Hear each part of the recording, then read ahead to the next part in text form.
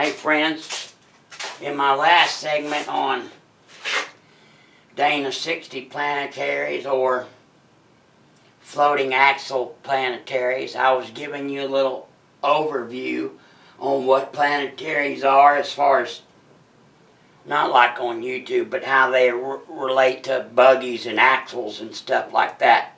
So we talked about a bunch of the pluses of planetary assemblies. Reason that they're used, reason you do gear reduction on the end of the axle is because everything upstream from there can be made half the size.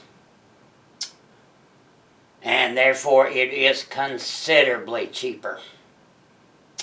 And of course we learned that from our reference materials that tell us about all the fantastic things that planetaries do.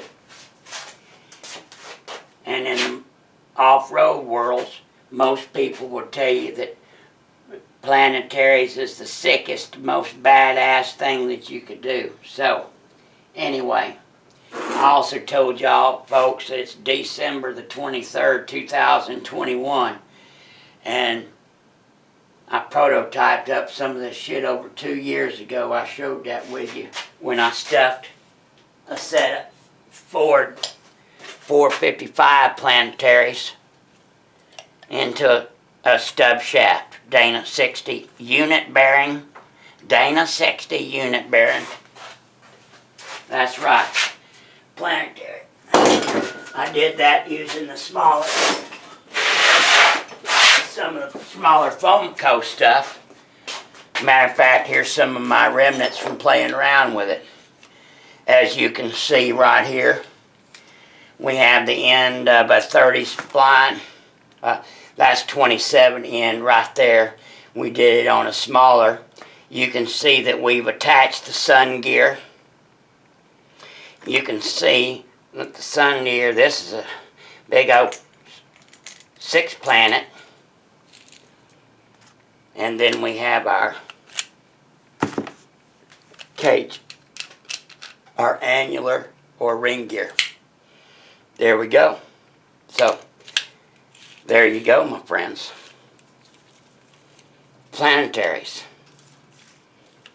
So, you can see that I did some work a couple of years ago.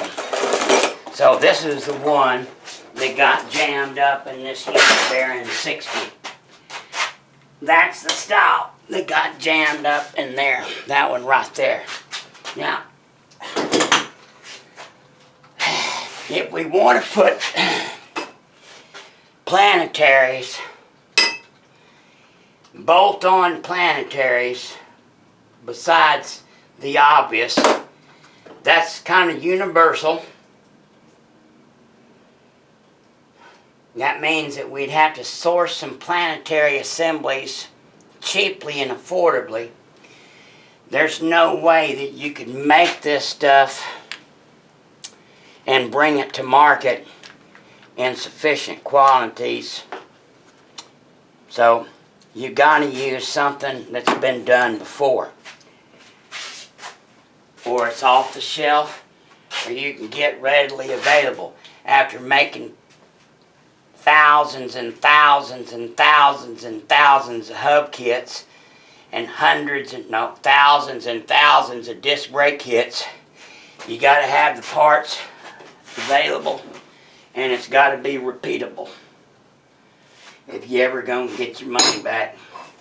So, what planetaries are we going to use? Well, they got to be small, and they got to be affordable, and they got to be readily available. So, we got to jump to GM.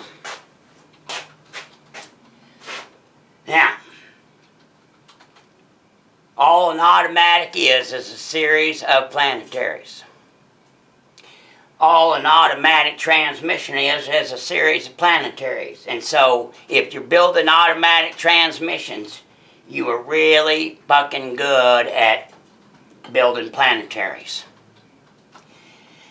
Strong planetaries that take 500, 600, 800, 1,000 horsepower. very small, very strong, and can go in a confined space.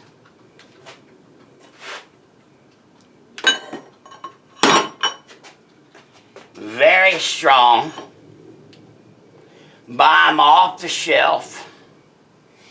Individual parts all the way available, all the way from the gears to the pins, planet gears. You can buy the rollers. You can buy the shims. You can buy it all straight from GM. So where does this come from? Well, we're going to skip the L. All them 460, 465s and all those GM automatic transmissions and late model transmissions behind all those Camaros and trucks and vans and all that shit. There you go. That's what we're looking at.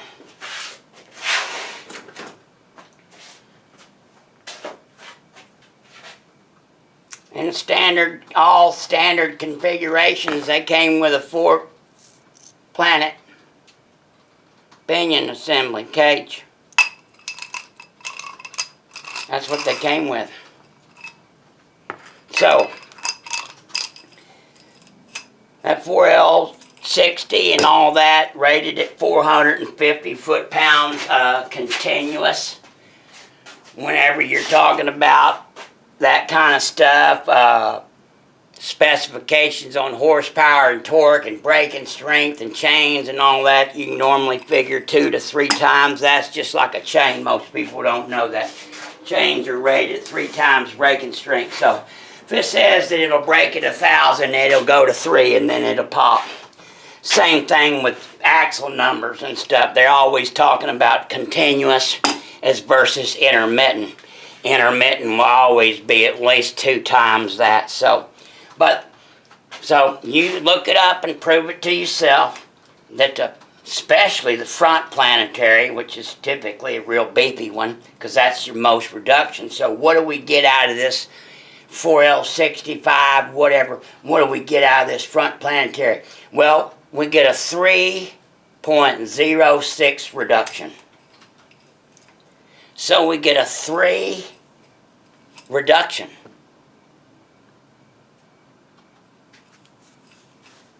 And, like I told you, the parts are available, readily available. If you want to step up to this great big old beefy 5-planet job, you can read up on it. 5-planet job for them 4L60s.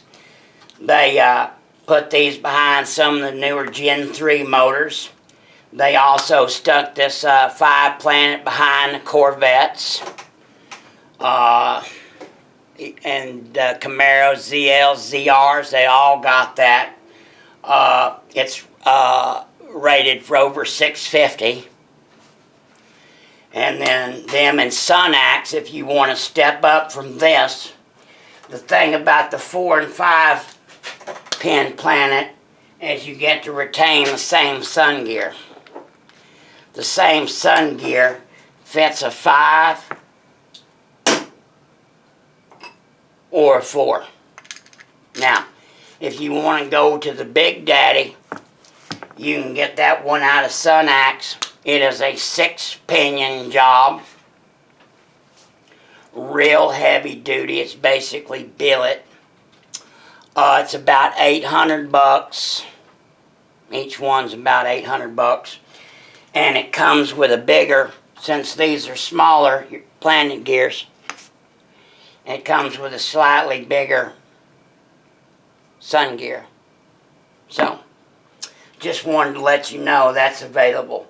And then, of course, they just came out with that 475 transmission for that new 632 crate motor that has 1,000 horsepower, and 850, 900 rear wheel torque. That transmission is built for that motor, and it has that 6-planet setup. That brand new GM transmission, that 475, which is the new super strong super transmission, has that 6-planet setup in it from the factory. So I just wanted to let you know that whatever we go with here is going to be drastically different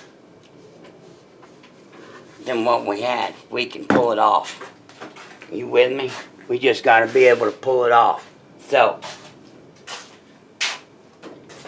that gives you a briefing. That's our second video talking about these planets and what parts we can use, about how readily available they are. So the size matches up, the strength matches up, parts availability matches up. They are affordable, both new and used. They are very affordable.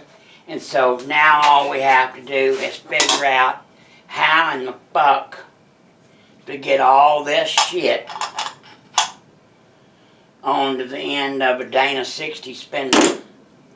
I'll show you how we do it in the next video. God bless you, God bless America, and happy trucking.